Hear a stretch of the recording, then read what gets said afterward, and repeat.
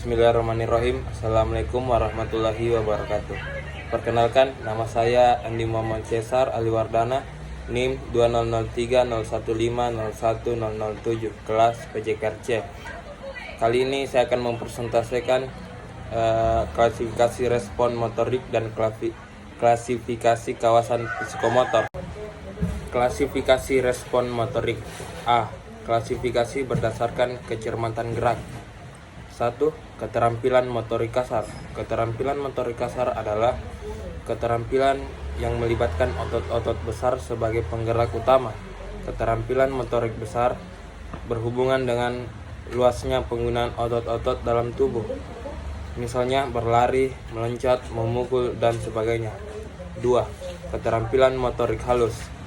Keterampilan motorik halus adalah keterampilan gerak yang melibatkan otot-otot halus sebagai penggerak utama.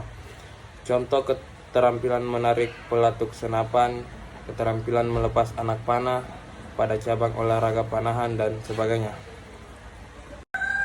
B. Klasifikasi berdasarkan titik awal dan akhir gerak. Keterampilan motorik distrik. Keterampilan motorik distrik adalah keterampilan yang dapat diketahui dengan jelas kapan saat dimulai dan kapan saat berakhir. Sebagai contoh, gerakan meloncat dalam loncat indah, gerakan mengguling ke depan sekali dalam senam lantai, dan sebagainya. Ciri lain dari keterampilan distrik biasanya gerakan dilakukan secara cepat dan sering membutuhkan dukungan kemampuan kognitif. Penentuan batas mulai dan berakhirnya suatu keterampilan itu terutama didasarkan atas struktur keterampilan itu, dan bukan berdasarkan mulai diamatinya keterampilan tersebut. Keterampilan motorik serial. Keterampilan motorik serial merupakan gabungan dari beberapa keterampilan motorik yang dilakukan secara berulang-ulang.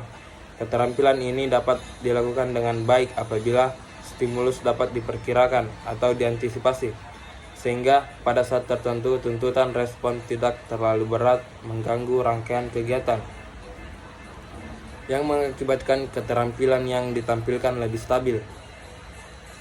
Berdasarkan hasil penelitiannya menyimpulkan bahwa menjadi efektif apabila situasi yang diantisipasi dan penyesuaian diri dipersiapkan. Contoh keterampilan motorik berangkai adalah gerakan mengguling. Gerakan mengguling ke depan beberapa kali, latihan smash tenis meja dengan bantuan alat pelempar, dan sebagainya. Keterampilan motorik kontinu.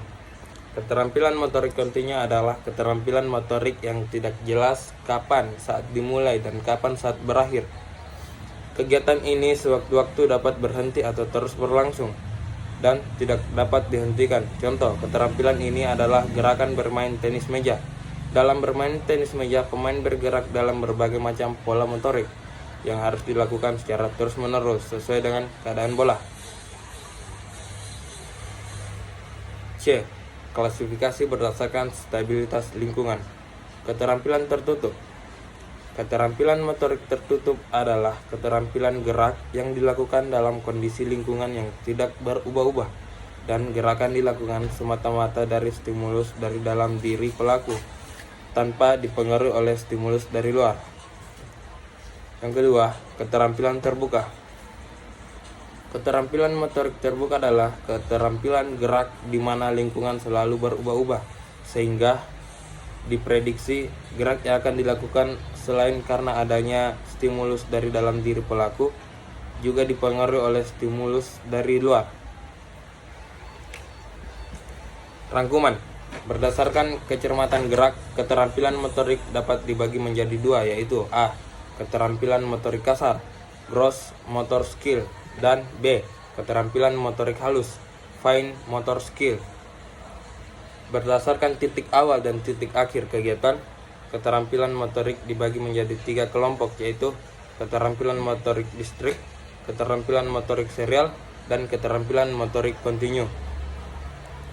Berdasarkan stabilitas lingkungan, keterampilan motorik dapat dibagi menjadi 2, yaitu A. Keterampilan tertutup atau closed skill, dan B. Keterampilan terbuka atau open skill. Klasifikasi kawasan psikomotor. Kata kawasan adalah terjemahan dari kata domain yang dapat diartikan sebagai bagian atau unsur.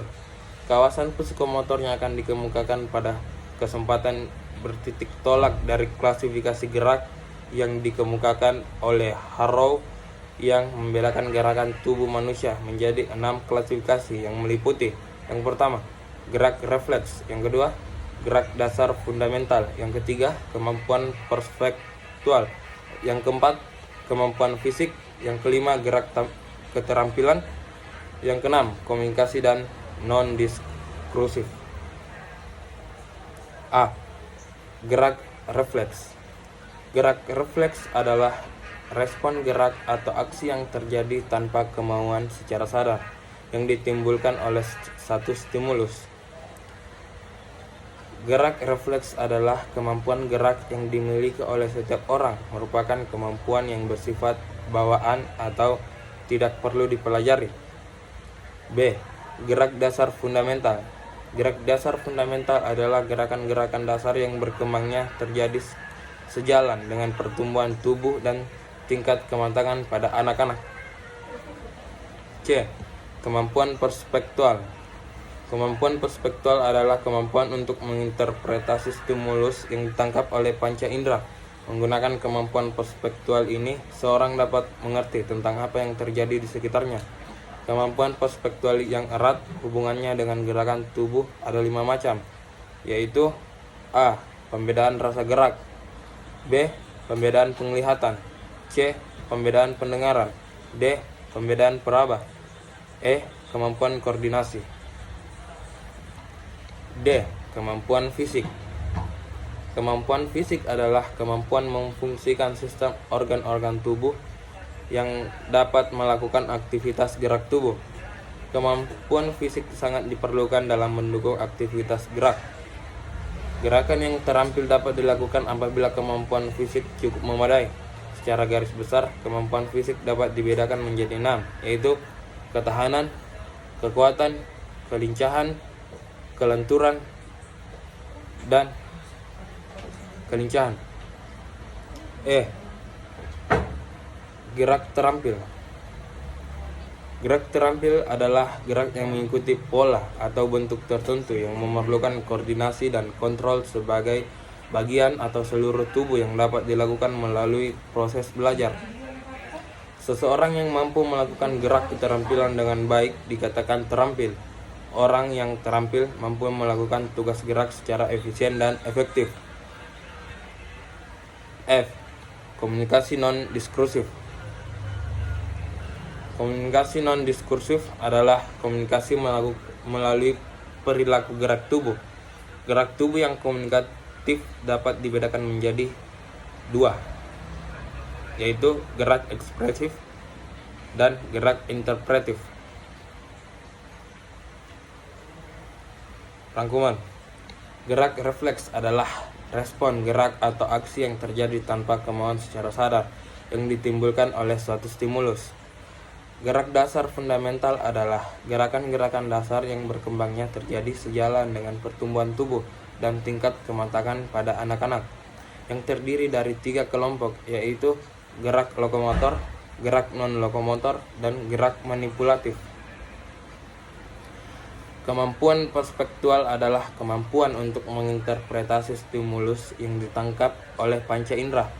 Kemampuan perspektual yang erat hubungannya dengan gerakan tubuh ada 5 macam, yang meliputi pembedaan rasa gerak, pembedaan penglihatan, pembedaan pendengaran, pembedaan peraba, dan kemampuan koordinasi.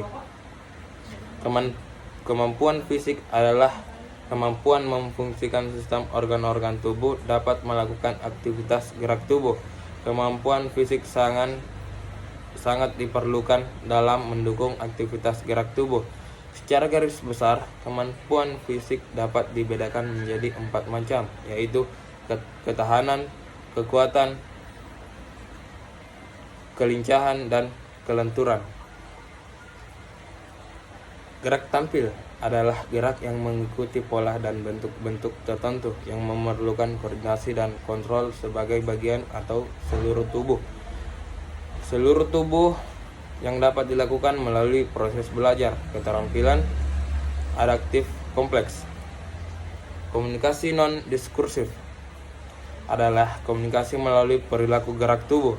Gerak tubuh yang komunikatif dapat dibedakan menjadi gerak ekspresif dan gerak interpretif. Sekian dari saya. Wassalamualaikum warahmatullahi wabarakatuh.